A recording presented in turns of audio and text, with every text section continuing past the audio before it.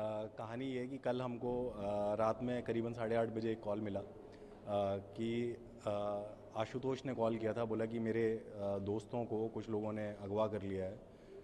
बाद में जांच में ये चीज़ सामने आई कि इनमें एक आर्यन नाम का लड़का है और आर्यन नाम का लड़का अपने दोस्तों के साथ, यानी कि आशुतोष और एक लड़का और है इनके साथ, इनके दोस्त है, ये लोग मिलकर बिटॉक्स कर एक ऐप है, कंपनी है, उस कंपनी के अंदर बिटकॉइंस की इन्वेस्टमेंट करते थे और उससे जिस तरीके से शेयर वर्क करते हैं उस तरीके से ये अर्निंग्स करते थे। तो इसमें इन लोग ने फरीद नाम के व्यक्ति से करीबन 2 लाख रुपए उधार लिए थे इसमें इन्वेस्ट करने के लिए। और मामला ऐसा सामने आया कि जब इन्होंने इन्वेस्टमेंट करी तो उसमें इनको लॉस हो गया बेसिकली। तो फरीद अपने पैसे इनसे मांगता था। तो कल की घटना ये 5 तारीख फरीद इनसे अपने पैसे मांगता था। तो 5 अक्टूबर को फरीद ने इसका आर्यन का मोबाइल और आई वॉच एक होती है वो रख ली थी कि भाई जब तू मेरे पैसे दे देगा तब मैं तेरे को ये चीज़ दे दूंगा। तो इनकी कल की डेट यानी कि 22 अक्टूबर की डेट थी कि जब इसने पैसे देने का वादा किया था आर्यन ने, जो कि ये नहीं दे पा रहा था। तो ये इनके पास गए। इसकी खुद की गाड़ी थी आर्यन की, उस गाड़ी के अंदर इसके दोस्त भी थे, आशुतोष और एक लड़का और था।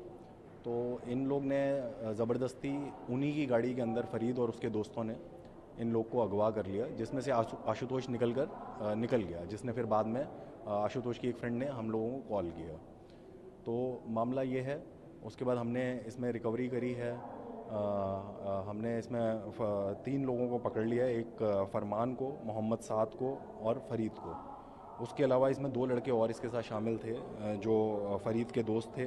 उसका नाम बबलू और अरशद है। जांच के दौरान इनसे हम लोगों ने 30,000 रुपये रिकवर किए हैं, जो कि आर्यन के रुपए हैं। आर्यन के पास 40,000 रुपये थे जो इनको पहली किश्त में देना चाह रहा था और बाद में और समय मांग रहा था, जिसके लिए ये नहीं मान रहे थे।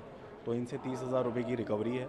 साथ में इंटरेस्टिंगली मोहम्मद साद को जब हमने चेक किया तो मोहम्मद साद के पास से हमको एक मिनिस्ट्री ऑफ होम अफेयर्स का एक फोर्ज्ड आइडेंटिटी कार्ड मिला, जिसकी हम फर्दर जांच कर रहे हैं।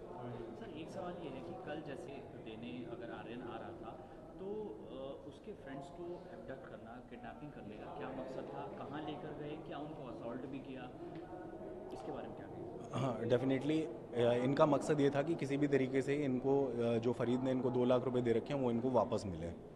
तो उसके लिए ही इन्होंने इसको अबडक्ट किया था कि भाई हमारे पैसे हमको वापस मिल जाएं। इनके साथ कुछ हद तक हाथापाई भी हुई है और इनको सीलमपुर एरिया में लेकर चले गए थे। सर इसमें एक सवाल है कि आजकल कई ऐसी फेक जो वेब चल रही हैं, क्या जो बिटॉक्स है, जो एप्लीकेशन है, ये क्या मतलब लीगल एप्लीकेशन है जिसमें इन्होंने इन्वेस्ट किया था, या फिर ये भी इलीगल है और एक फॉर्जरी जिस तरह से आजकल चल रही है? अभी जो भी है ये बिल्कुल ही प्री मैच्योर इन्वेस्टिगेशन है हमारी। अभी ये इन्वेस्टिगेशन मैच्योर नहीं है। जो भी है स्टेटमेंट्स के बेसिस पर है। तो आगे देखेंगे कि इस तरीके की एप्लीकेशन है, इसकी कोई लीगैलिटी है या नहीं है, वो भी जांच में शामिल रहेगा। और एक सर इम्पॉर्टेंट आपने बात कही कि एक शख्स के पास जो MHA का आई कार्ड मिला है, जी। उसका क्या मकसद है सर? उसका क्या गलत तरीके से यूज़ करता था वो, और कब बनाया, हम्म। कहीं यूज़ किया ऑलरेडी? ये क्योंकि हमारे एरिया में रहने वाला नहीं है, ये नॉर्थ ईस्ट सीलमपुर में रहने वाला व्यक्ति है। तो एक बार इसके जो सीलमपुर थाना है वहाँ से भी जांच करेंगे और इसके एरिया में जांच करेंगे कि किस तरीके से ये इस कार्ड को यूज़ करता था, क्या अपनी धाक जमाता था या इसको दिखाकर कुछ अपने काम करवाता था। जी। सर आपके ज़िले में एक शख्स एक इलेक्ट्रिक टावर पर जो है वो चढ़ गया था, जी। उसको आप लोगों ने रेस्क्यू किया। सर क्या पूरा इसमें मामला है? आज सुबह हमको एक कॉल मिली कि मधुसूदन नाम का एक व्यक्ति, उम्र करीब 40 साल, ये करीबन हमको कॉल मिली है 11:30-12 बजे के आसपास कि ये एक हाई वोल्टेज टार है कादर एरिया में, गीता कॉलोनी के अंदर, उसके ऊपर ये चढ़ गया है और नीचे नहीं उतर रहा है। पुलिस ने तुरंत रिएक्ट किया, इसको समझाना बुझाना शुरू किया कि भाई आप नीचे आओ, आपको चोट लग सकती है, आपकी जान भी जा सकती है। बट ये किसी की सुनने के लिए तैयार नहीं था। बाद में किसी तरीके से इसको कन्विंस किया गया, नीचे लाया गया।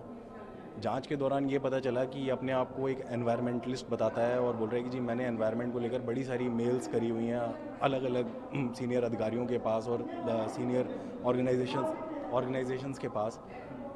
ऑर्गेनाइजेशंस के पास, और उस तरीके से कोई रिस्पॉन्ड नहीं कर रहा है। इसकी वजह से अपनी मांगें मनवाने के लिए ऊपर चढ़ा हुआ था। अपने आप को ये टीचर बताता है, जो कि एक जांच का विषय है।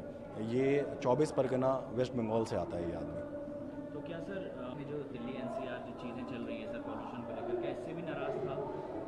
क्या इसमें कुछ ऐसे नहीं, इस तरीके की कोई भी बात सामने नहीं आई है अभी तक जांच के आधार पर।